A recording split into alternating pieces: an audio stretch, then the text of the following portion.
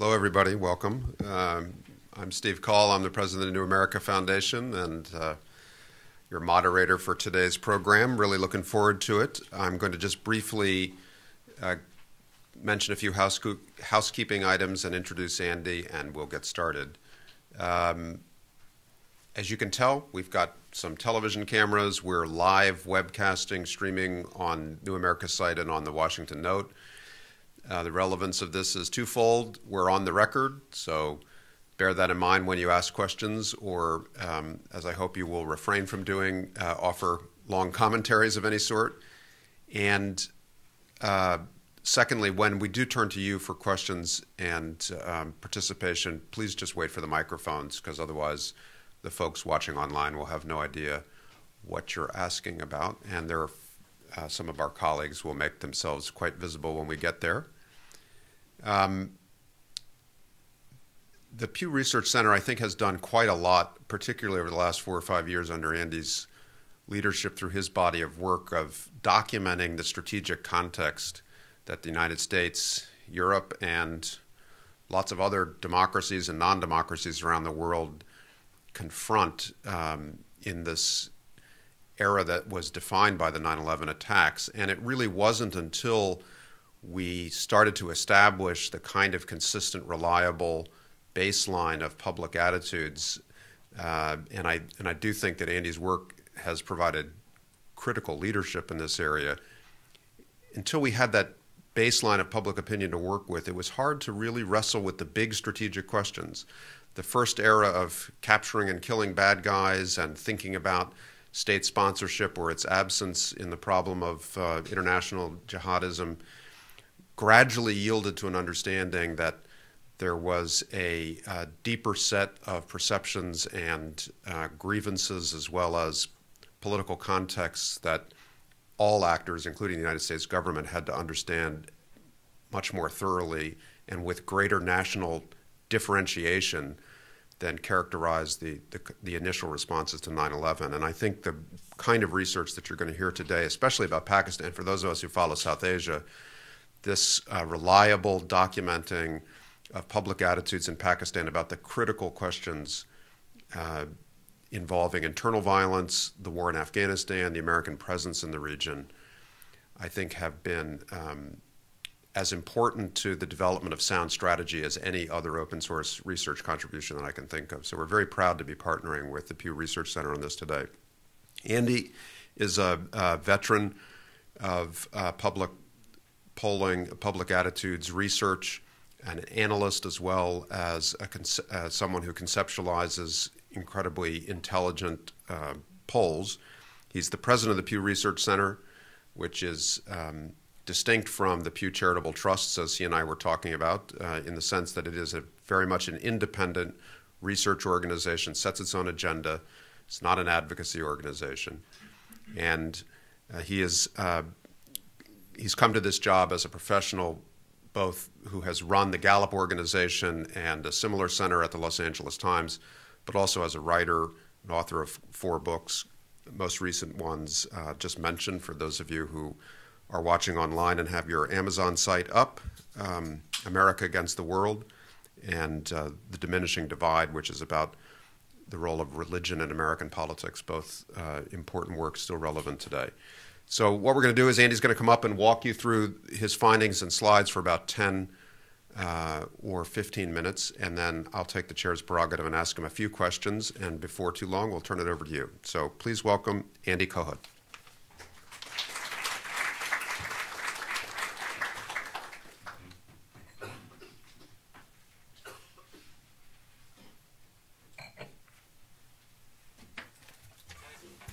Thank you, Steve, for that kind introduction. We've conducted a national opinion survey in Pakistan just about every year, not just about every year since 2002 as part of the Pew Global Attitudes project. In recent years, however, our survey in Pakistan went a little beyond what we do in the general opinion survey of global attitudes, and we asked public questions about public opinion, about the issues, the particular issues this country faces. Our current poll was conducted in April, mid-April of this year, involved 2,000 face-to-face interviews. That's more interviewing than we do typically in a country because Pakistan is such a large, diverse country. We wanted to have an adequate size sample. We work very hard to get the interviewing right. We do gender matching of interviews. Reflecting the diversity of this country, our questionnaire, which was tested there and back translated, went into 7 different languages in order to cover the Pakistani public opinion. Now, the poll covered about 84% of Pakistan's population. We only had partial coverage in Baluchistan and Khyber Pakhtunkhwa, and we had no coverage in the Afghan border areas and federally administered areas. Each year that we've done this survey in Pakistan, we've had a little less coverage. We've been able to do a little less than we were able to do previously. We also find that in Pakistan, no opinions are greater on a whole range of questions than they are in other countries, including other Muslim countries. And this is a reflection of 2 things, I think, that you have a rural population that's not well informed about a lot of things, but also that there's a fair amount of reluctance to say, and I'll show you that when we get to some of these slides. Our lead finding this year is that there was a sharp decline in concern that extremists would take over the country compared to attitudes in 2009. Worries about the Taliban the threat of the Taliban were less extensive, and there was much less concern about al-Qaeda than there was in 2009. Now, this isn't to say that extremism is not a concern. Worries about terrorism and extremist points of view are seen as a national problem. But in this survey, what we see is that the intensity of alarm is certainly down. Please bear in mind, compared to last year, bear in mind that the survey last year was taken at a time when the Swat Valley offensive was underway, toward the end of that offensive. But importantly, while the people that we interviewed this year were less alarmed about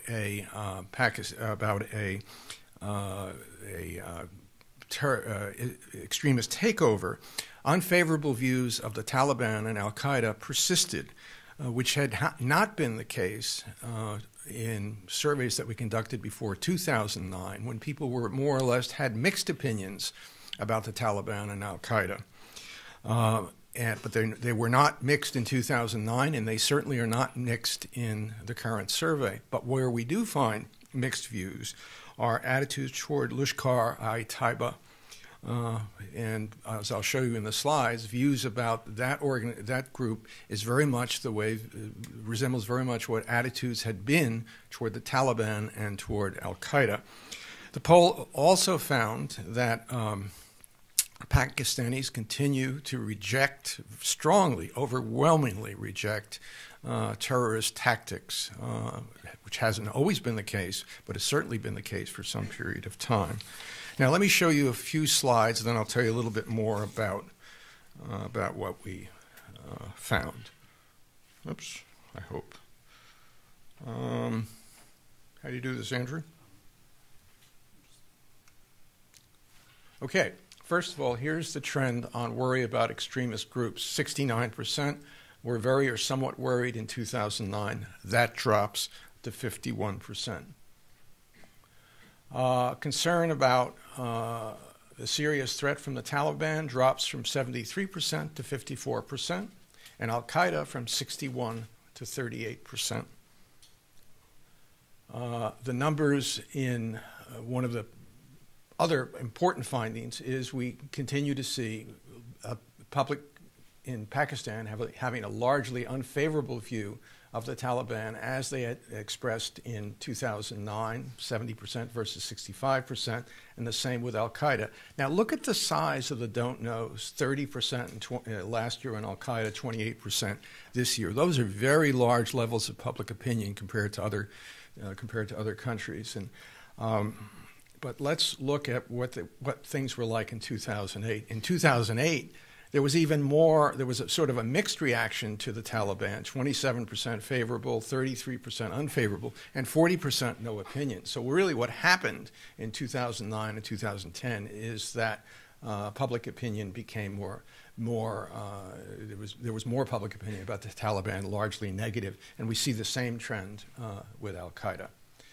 And when we look at how people feel about Lashkar, this year, 25% favorable, 35% unfavorable, 40% mixed, very much the way views about what the views about the Taliban were in 2008.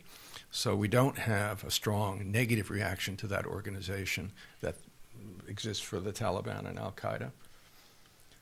Here's our trend on can suicide bombing be justified? The question goes something like this.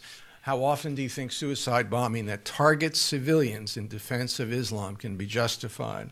And as you can see, there was kind of a mix of opinion about this in 2002, 3, 4, and then all of a sudden, as there are more terrorist incidents in Pakistan, the negative reaction to this, it's not justifiable, really explodes. And that's a typical pattern in Muslim countries over this period of time, with fewer people saying this tactic can be justified as a country begins to experience this on its own turf. And in comparative terms, here's the percentage saying justified among the Muslim publics that we polled this year. Pakistan is pretty low at 8%, almost as low as Turkey at 6%. But in Jordan, where the numbers have come down, and Egypt, where the numbers have come down over time, they're still relatively high, 20%. And in Nigeria, quite high, 34%. In Lebanon, substantially higher, but particularly among the Shia in Lebanon. But that's another issue. So, America's, on another set of topics, America's overall image remains very negative in Pakistan.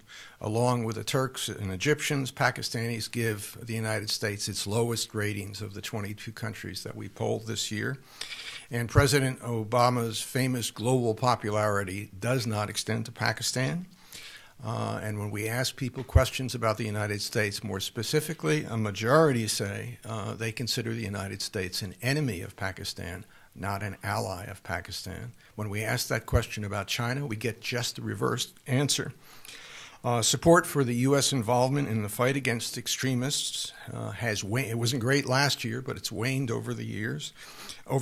Fewer favor U.S. aid to areas that have been where extremist groups operate. Fewer favor U.S. support, logistical and intelligence support to Pakistani troops combating terrorists or extremists.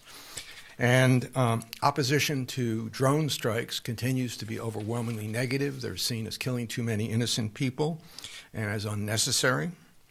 The war in Afghanistan continues to be disapproved of. Most Pakistanis say NATO and the United States should be out of there. One of the most important findings, however, is that relatively few Pakistanis believe that a Taliban takeover of Afghanistan would represent a problem for Pakistan.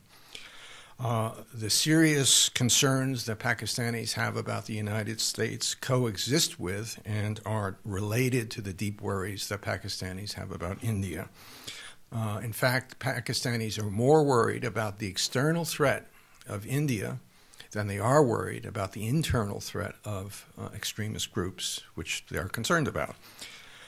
Yet we find in this poll and other polls, the Pakistani public consistently saying, we want better relations with India, we want certain things to happen, but the situation in Kashmir remains a real serious problem in the views of most Pakistanis. Let's look at some of these numbers. Here's the U.S. favorability rating. You can see it was only 17% said favorable, 68% said unfavorable. The highest percentage we had seen over these years was 27% back in 2006, and that reflected a little boomlet of good attitude toward the United States in response to U.S. helping with earthquake victims, but that's quickly dissipated, and those numbers are relentlessly low. Here is, do you have confidence in Barack Obama to do the right, how much confidence do you have in him to do the right thing in foreign affairs? At the top is Kenya, not too surprising. Right after that, Germany. There's always a big convergence of German and Kenyan opinion. Steve knows that. But as we roll down the scroll, the chart, we see only 8% of the Pakistanis that we talk to saying they have confidence in Obama. I think it was something like 13 or 14% last year. What is the United States? Is it a partner or is it an enemy? 59% say it's an enemy, 11% say it's a partner, 30% say neither or don't know. The answer to China is really different. 84% say China's a partner, 2% say it's an enemy. Opposition to the drone strikes continue. 56% disagree they're necessary. 90% say they kill too many innocent people. And 49% think that most people think they're being done without their government, the Pakistani government approval. This is among people who are aware of drone strikes. We get relatively small numbers admitting that they're aware of them. That may be a function of not wanting to talk about it, or real lack of information, more of a lack of information about it than we suspect. Then, again, a decline in support for U.S. involvement in the fight against extremists. The percentage of people saying favoring U.S. aid to areas where the extremist groups operate fell from 72 to 53%, and support for logistical and intelligence support for Pakistani troops fell from 63 to 48%. And there's not much of a openness to the idea of U.S. conducting drone strikes with the Pakistanis against extremist groups. Opposition to the Afghanistan war is unrelenting. 7% say keep the troops there. 65% say take them out.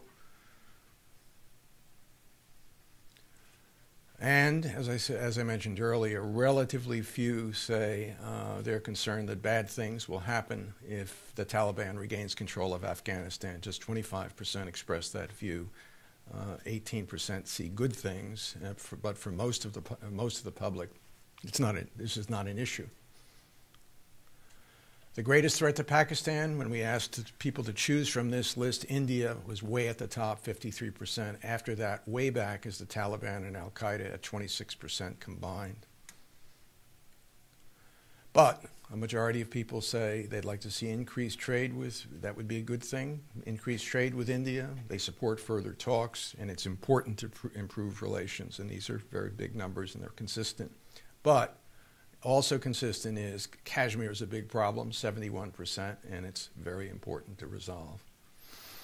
One final set of findings that I'd like to discuss with you is that more generally, despite the numbers or the views about terrorism in the United States, there's great dissatisfaction. The Pakistanis are really glum. There's great dissatisfaction with the state of the nation.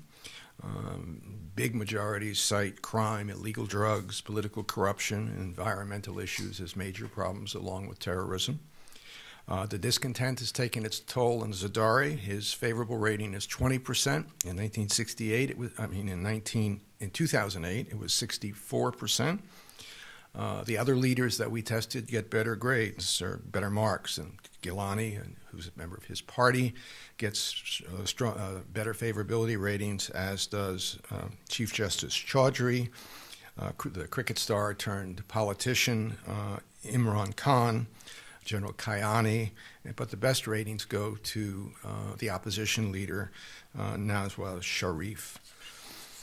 And I'll just show you this quickly.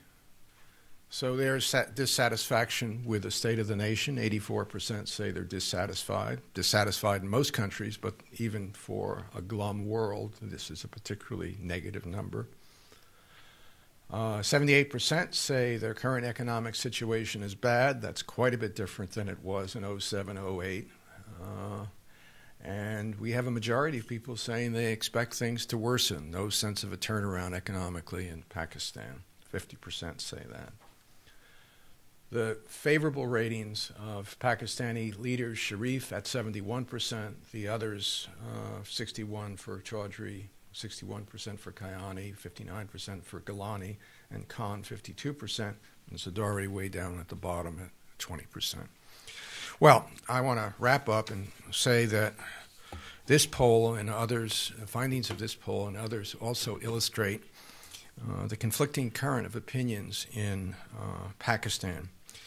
One that really comes through is Pakistanis have been working at democracy for a very long time, but they have a very lukewarm attitude toward it relative to other Muslim publics.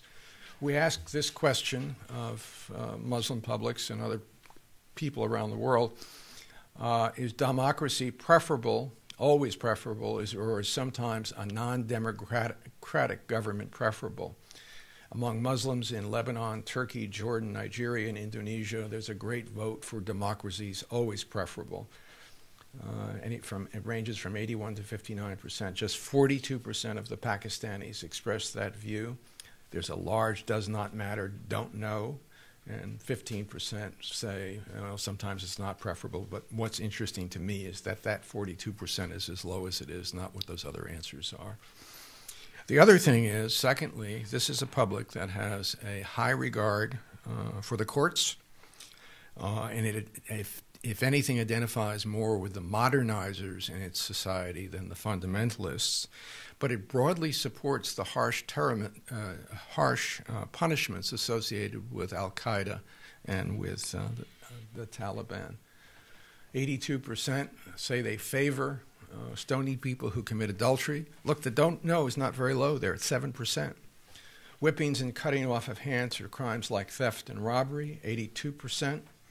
And the death penalty for people who leave the Muslim religion. It's hard to reconcile these attitudes with the attitudes, other attitudes expressed about modernization and the courts and so on.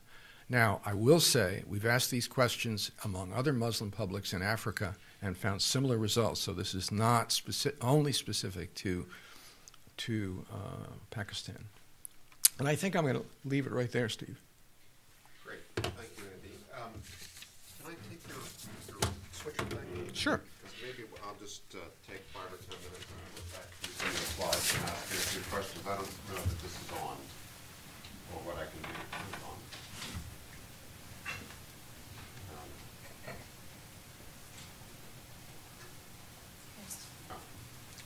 Better. Great.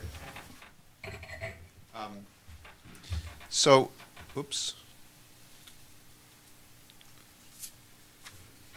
First, give us a sense of one thing that I saw in some of the slides that you previewed for us that you quite understandably left off of your choices here was regional variation.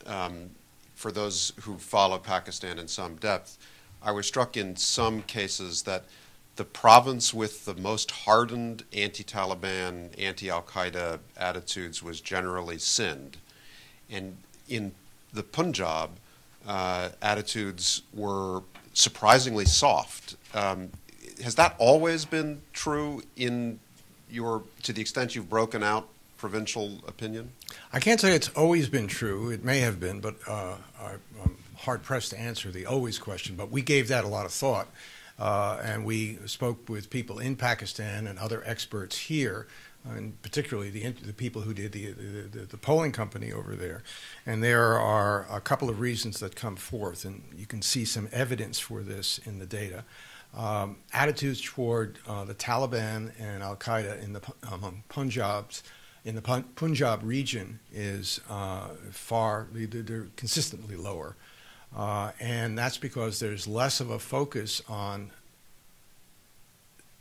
Muslim extremism in this part of the country and more of a focus and more of a thought in attitudes toward Kashmir.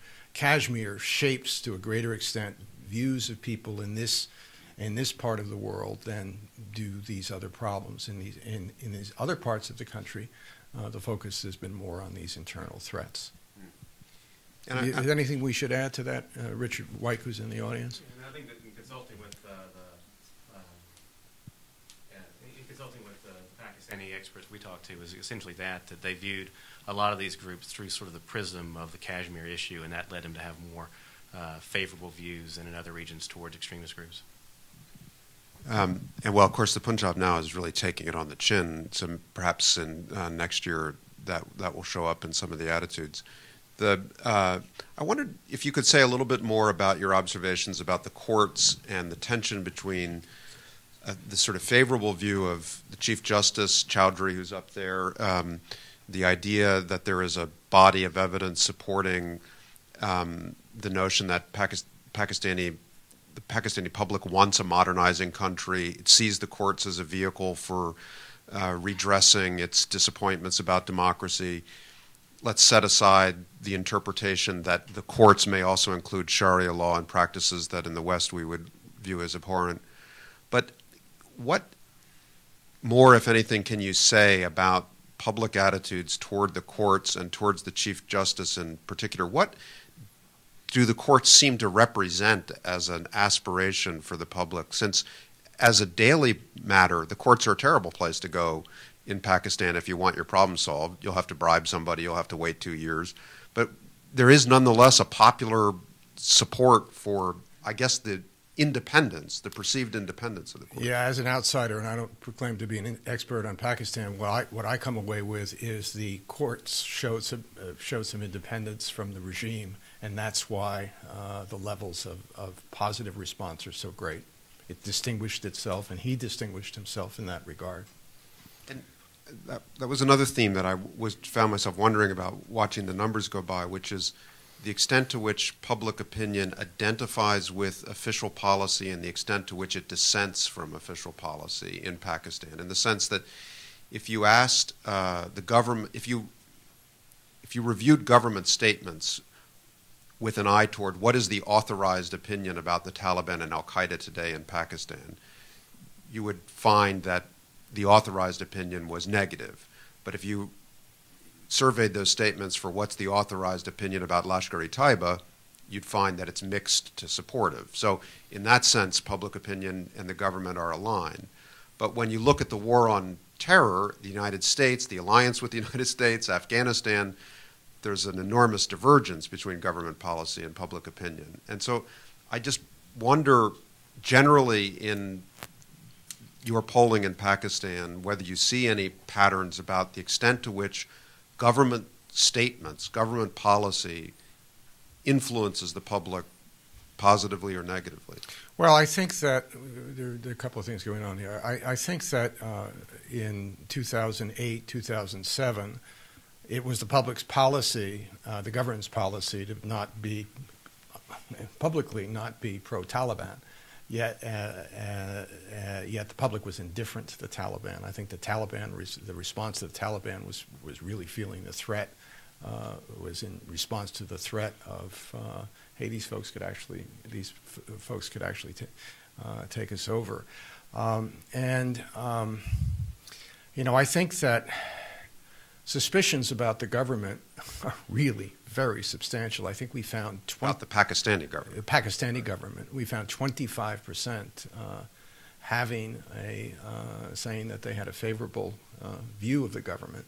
One reason why I'm asking this question is aspect of this. Well, it has a policy implication because there are a lot of smart people in Washington who say that a way to address the Pakistani public's resistance to the drone strikes and to the U.S. conceived war on terror is to get the Pakistani government to own it more in public, to essentially say, yes, we're doing this in alliance with the United States because we think it's in Pakistan's national interest. So my question is, do you think that that would be persuasive on the basis of the way polling shows the public sees their own government's decisions? Well, yes and no. The yes part of it is that a large part of the reaction of the United States is the Pakistani public feeling that the U.S. threatens the autonomy and the legitimacy of the Pakistani government. But Pakistanis are Muslims, and just like Muslims all around the world, they have a very negative attitude toward the United States because they see American anti-terrorism efforts as anti-Muslim. So it's a really complicated issue.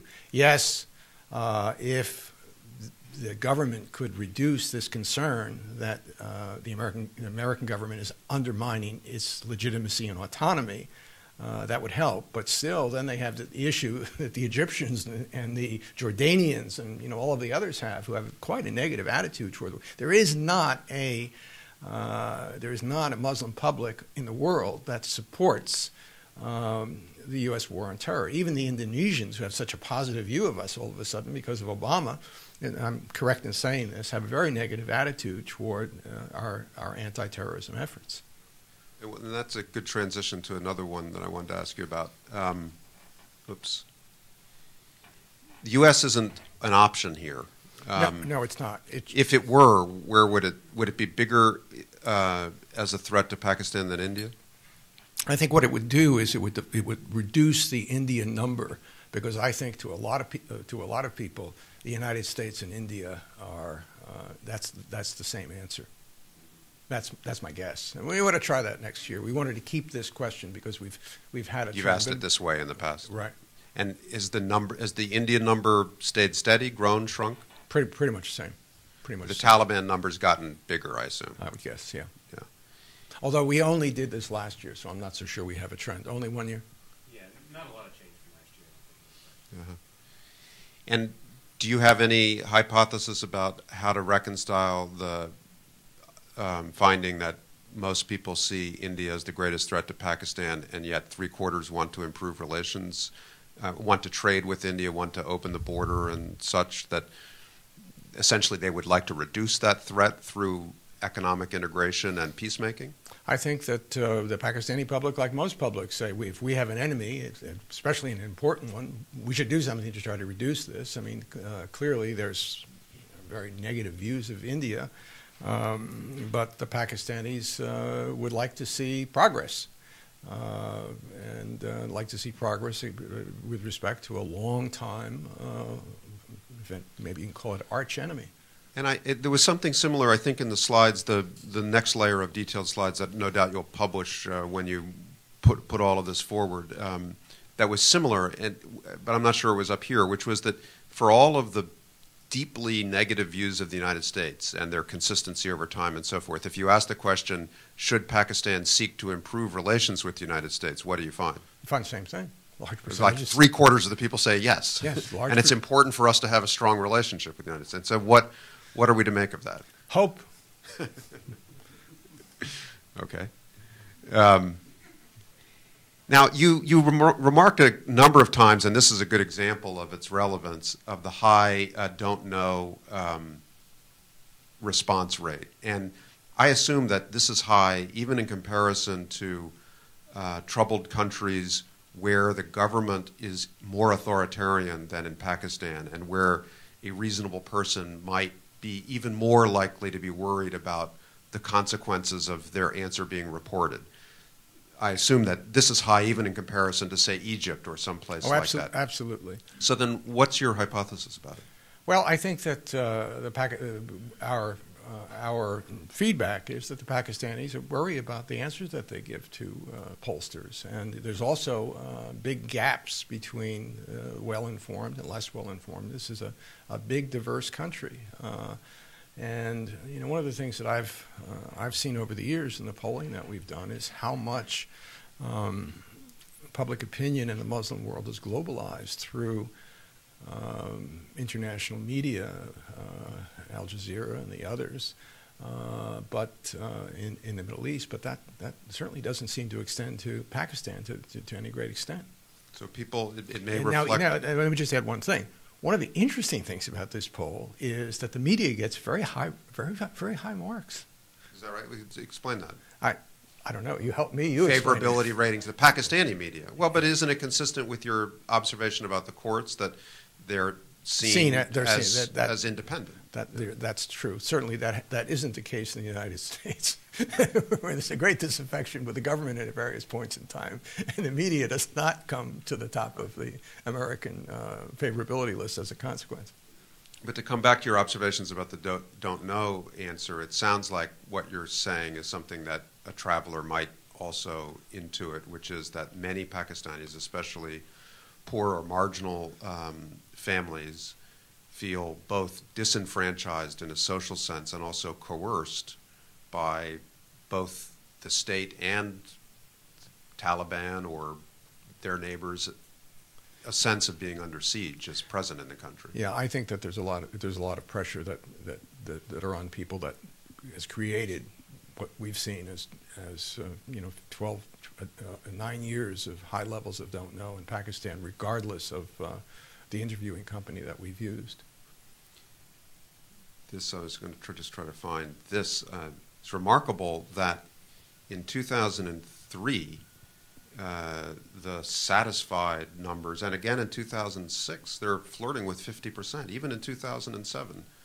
I don't know, how does that compare to other poor, struggling that was the case. Societies? That was the case. In fact, we had a release in 2007 before the Great Recession that said a rising tide lifts all boats. And what we saw was a great correlation between rise in GDP in poorer countries and more satisfaction with people's lives, a better attitude toward their governments. And that is all now a victim of the Great Recession. And on a global scale, this rate of decline in satisfaction or rise in dissatisfaction in Pakistan, it coincides not only with the Great Recession, but beginning in 2007, the advent of internal violence, the Red Mosque is July, the domestic insurgency intensifies each year to the present day. So in comparison to global attitudes in poor countries, these numbers are more extreme. And how much more? I mean, how much of that is the Great Recession and how much of that is local conditions and violence? I wouldn't know how to parse that out without just guessing. Yeah.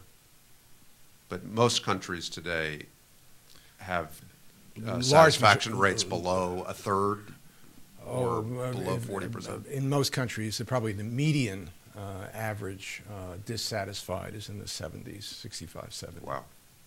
An unhappy world. It is an unhappy world. Okay, I'll stop my questions in a minute, but I just wanted to go to some of the frontline kind of counterterrorism questions. Now, not to discount the importance of, I think, another slide that showed that there really was broad opposition to U.S. unilateral action in Pakistan.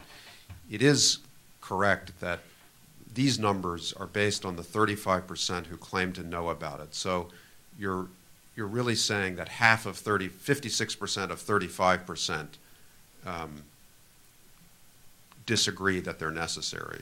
Right, but I would not then be reluctant. I would be reluctant to say if you can then say that I would guess that this division of opinion holds up among the broader level of people if informed right. or pressed.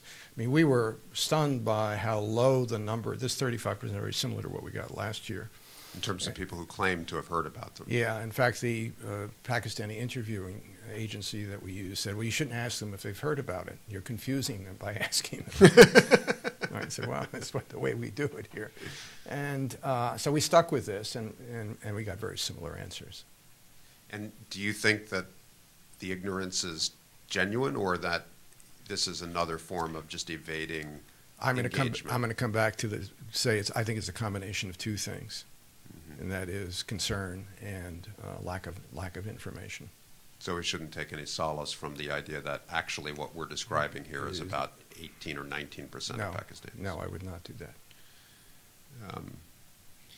This was, I wondered about the sharp drop. I mean, of all the gaps in just a year, aid issue. I think this reflects the fact that there's less alarm about extremism, right. And therefore less support for the United States helping out. And a year ago, you had large numbers of internally displaced coming out of SWAT, and the U.S. and other countries being asked to help them and so forth. So maybe it was a more relevant question. Well, I just finished by saying the hypothesis that that one was really kind of discouraging, huh? And that is a very consistent finding. And again, the don't knows are relatively low. You only have 11% saying in response to China and 14% with response to the United States. And well, this is kind of an answer to the question we were asking earlier about India versus the United States as the enemy, because the Indian number is about 53 or something of that sort. Yeah, but the Indian number is not comparable to this because it's a preference question. This right. is an independent. Right. How do you feel about the United States? Right. I'm sure that if you had India, do we ever do this with respect to India? I don't know. I I'm not sure who asked this direct question about India. I would guess that this number for India would be in the 70s or higher. Right. But even though in your professional understanding they really are not comparable, and I accept that, you do have two independent majorities in the 50s who, in one formulation or another, characterized each of the United States and India as hostile to Pakistan.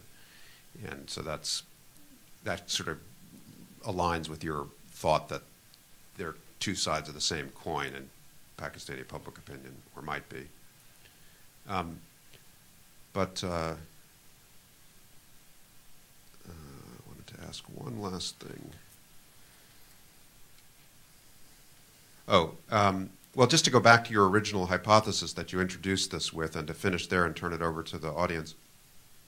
I mean, it seems exactly right what you suggested as the overall kind of year-to-year story, and just to add a little bit more of a kind of regional perspective.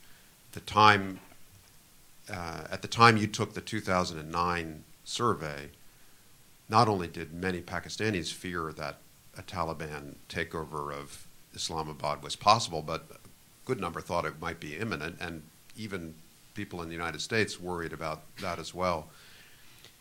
What's remarkable is not just that things have gotten better and people are less anxious that the state is going to collapse, but that nonetheless half of them fear it might.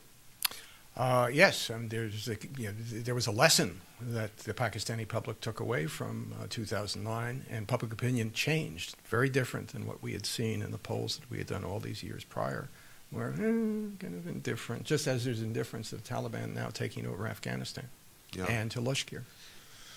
And I said I'd ask my last question, but I'm going to take one more. So General Kiani has a 60% favorability rating. Of course, he's the Pakistani Chief of Army Staff. He's just extended his term for 3 years. He's regarded by the United States as a constructive interlocutor and partner for U.S. policy goals and so forth. So we can see that his credibility is pretty good, certainly compared to the civilian president. But did you find anything about the Army as an institution, trend lines? What can you say about that? The Army still gets pretty good ratings, in fact, very good ratings, along with the courts. I think the police do as well, right, Richard? Lower than the military, but the military gets sort of the highest ratings, and I think they're up a little bit. 84% say the military is having a good impact on the country, and that's up a little bit from back in 2007 when we asked the same question. Yeah, I've noticed some analysts of South Asia have pointed out that no Army chief has ever extended his term in the way that General Kiani just did without subsequently taking power. So anyway, he has the poll ratings that might lead him to interpret things that way. Mina. Wait for the microphone, please. And if you can say a word about who you are, I'm sure our online audience would appreciate it. Mina Ahmed. I was wondering if you found any differences between the rural and the urban reporting in terms of the I don't knows. It's my impression, and Richard will help me with this, that the don't knows are higher in rural areas than urban areas, and that's not unusual in countries such as Pakistan. And did you find any difference in the rural and urban areas between the pro-government or the negative views of the U.S.? Could you just elaborate? I'm not going to respond to that because I don't have that answer at the top of my head. But there is a full report that has been released, and if there's a question that you have about some of the breakdowns, we'd be happy to try to answer it. But I don't want to speculate unless you have the answer off the top of your head on that. Well, can I just follow up on one thing? I think there was a footnote on one of the slides that I saw that said that your sample was somewhat oversampled urban. In the sense that we excluded, we only had partial coverage in Baluchistan and in the Khyber, the KP area, and no coverage along the Afghan border. And in the federally administered area. So only in that sense, but not within provinces like Sindh or Punjab. No. Okay. Yes, and I'll go to the back. Hi, this is Wajia Ahmad from the World Bank. I just had a question about question 95 about whether Pakistanis felt more aligned with modernizers. I'm not sure what the local words were used for those topics, but whether they favored modernizers or Islamic fundamentalists. And 61% of those surveyed said they favored groups that want to modernize. But then the questions about whether they favored harsh, traditionally Islamic punishments were overwhelmingly in favor of those punishments. And I wondered if that had to do with Steve Coll's question about the percentage of people that say they don't know and they're afraid of Taliban groups, whether you felt that affected their answers when it came to stoning or death penalty for people who leave the religion. Because I find it odd that so many people favor that, but then 61% favored modernizing groups. And that just the last question is, I see in this you have like a half a page for methodology, but in your full report, do you have a more extensive explanation of how, I know it's multi-cluster, but of how communities were chosen, the breakdown of class and language and things like that? Thanks. Okay. I don't know what the question was with regard to that last point, but we'll give you as much information as we can with respect to... Data constraints, so for example, this discrepancy between people who are modern, people who... No, I understand that part of it. I just don't understand the... Basically placing this in like a historical context, like, data constraints are... Because it just seems like there's a discrepancy for... that's just one example. The discrepancy on that question I don't think has much to do with the sample. First of all, this is a set of responses that are identical to what we received last year and comparable to answers about these harsh treatments in a variety of countries across, in Muslim publics in a variety of countries across Africa. And I think we were, as we were struck by, well, they sympathize with, or they are more identified with the modernizers. Why this response? And I think it has more to do with there is sort of a tradition-bound response to the questions that are thought to reflect Sharia law. And I'm not saying that their answers aren't legitimate or heartfelt, but I feel that I think that to a certain extent that this is, there's a gut reaction, so to speak, when you ask a question like this that may be quite different than if you ask that question with respect to a specific incident.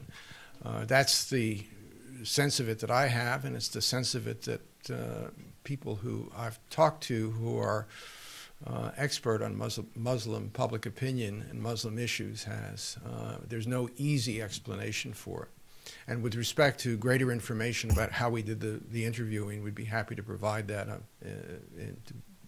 Send us questions and we'll give you answers. So on that slide that you were just offering your analysis about, it said asked of Muslims only. Oh, that's because the comparison, we're in places like Lebanon where they're Christians, and we don't ask that question of Christians. I see.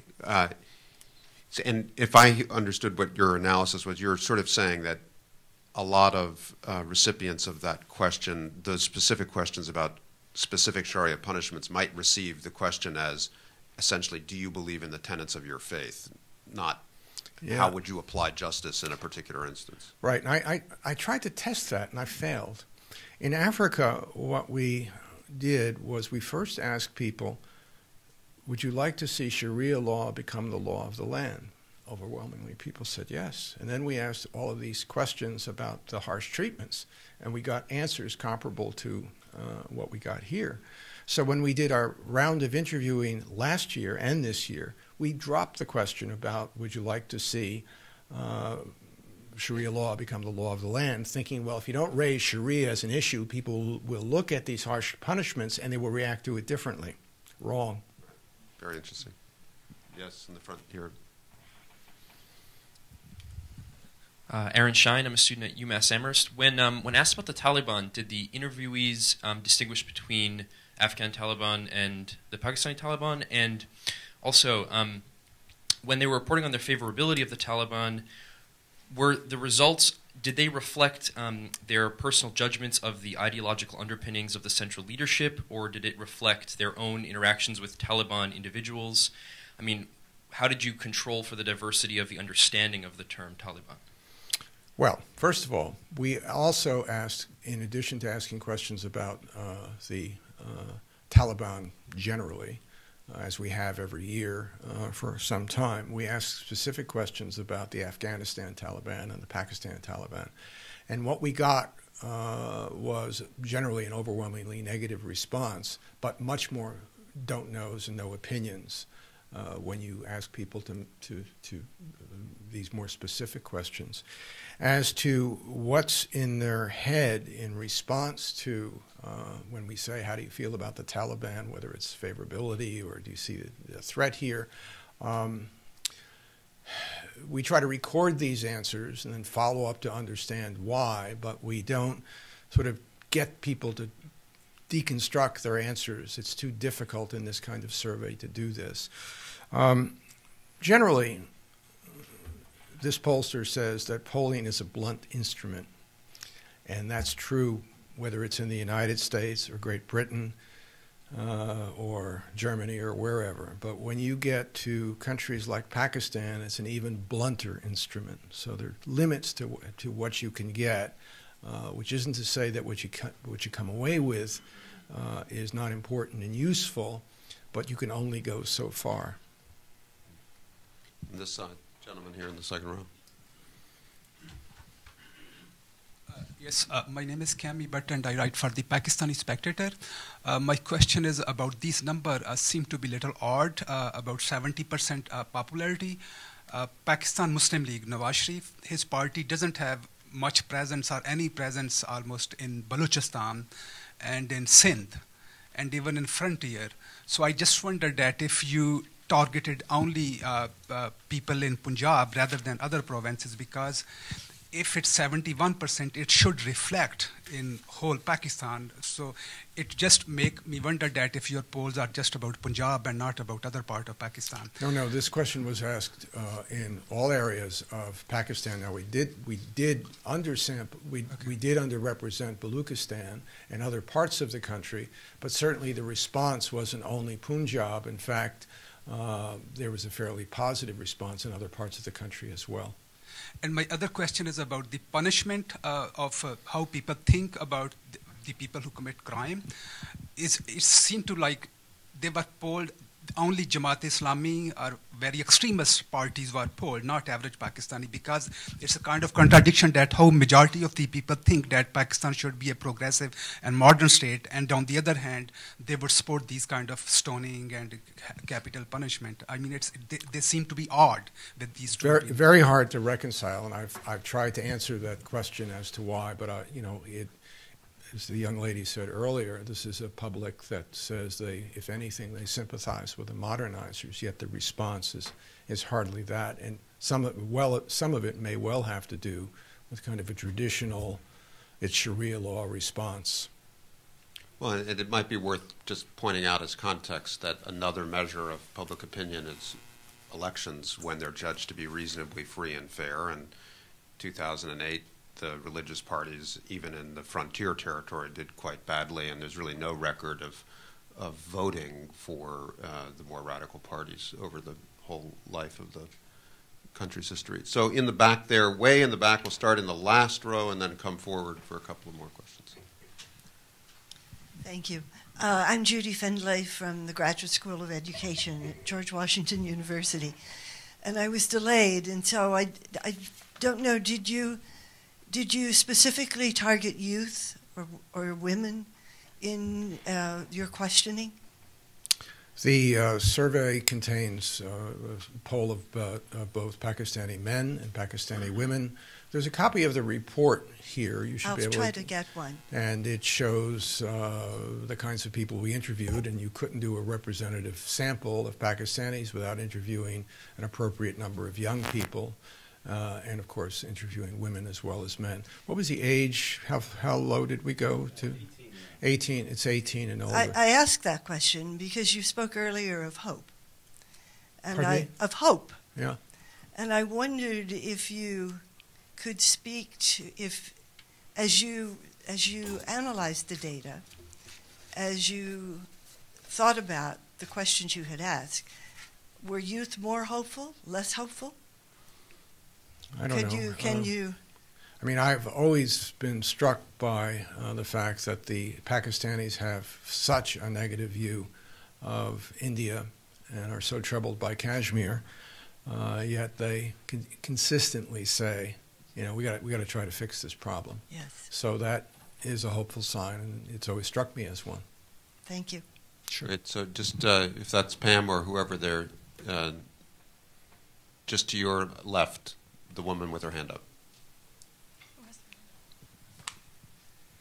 Yes. It is Pam. Yeah. Pam Constable from the Woodrow Wilson Center, International Center. A couple of questions that were not in the overview. I don't know if you looked at this at all, any of these, but would be of interest to me, given the complexity of Pakistani society. One is, why did you decide only to look at Lashkar-e-Taiba as opposed to any of the other many sectarian and jihadi groups, all of whom have various sizes of followings? I'm just curious as to how you decided only to look at Lashkar vis-a-vis the other extremist groups. Another question that I think you didn't look at that might be interesting in the future is Pakistani attitude towards minorities. There's a growing number of hate crimes and rising hostility to minorities, Christians, Ahmadis, Shias. I'd really love to know more about how Pakistanis in general feel about this.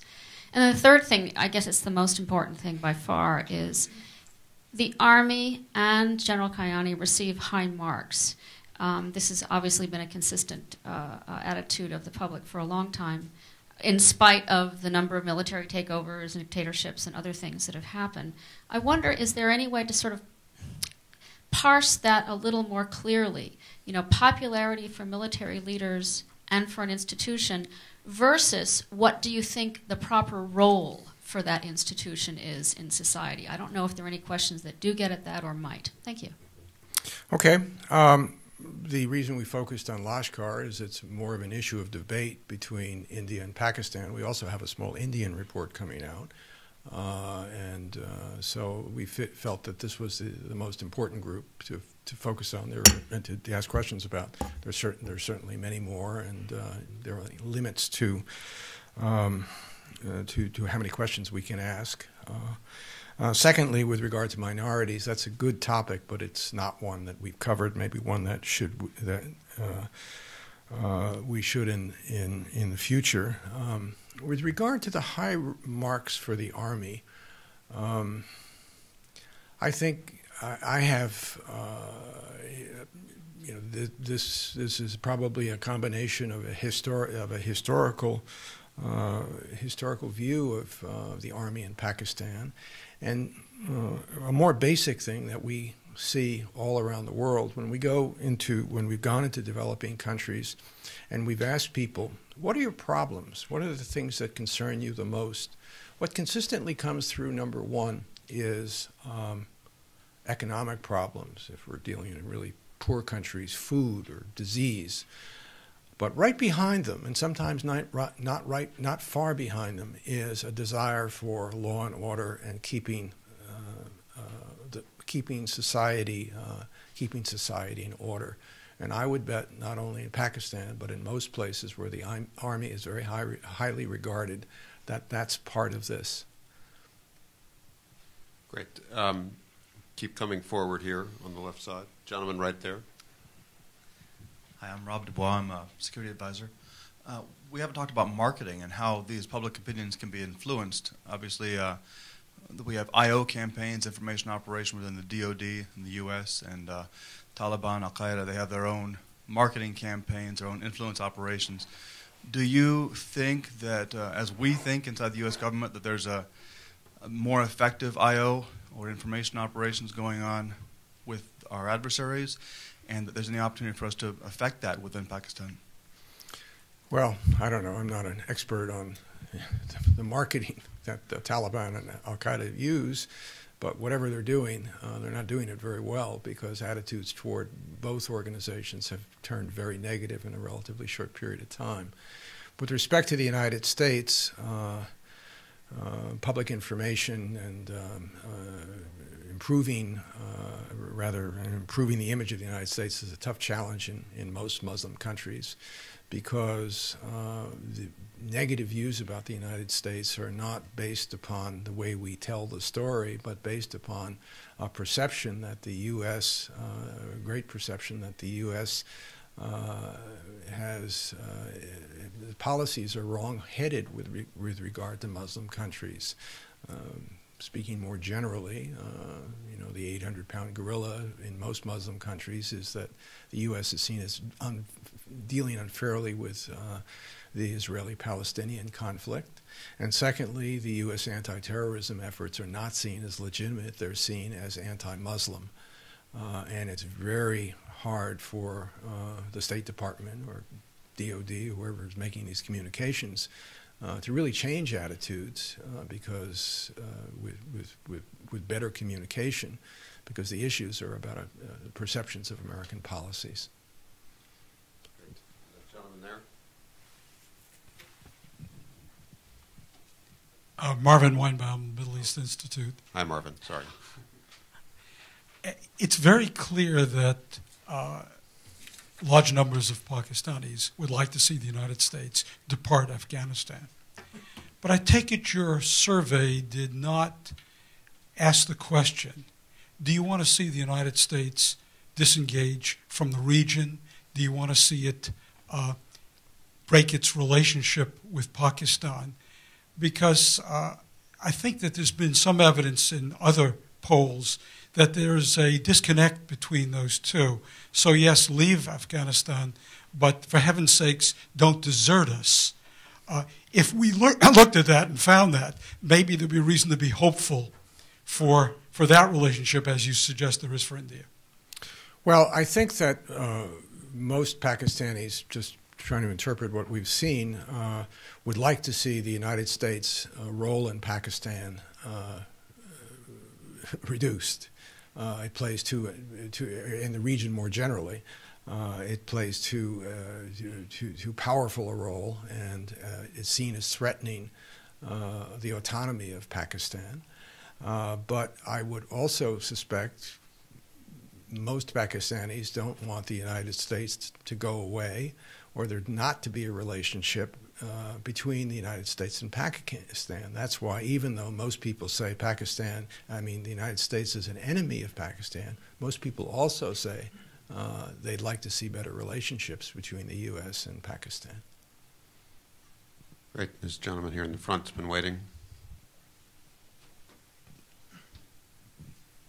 Hi, Andy. I'm Al Richmond, former U.S. Department of State.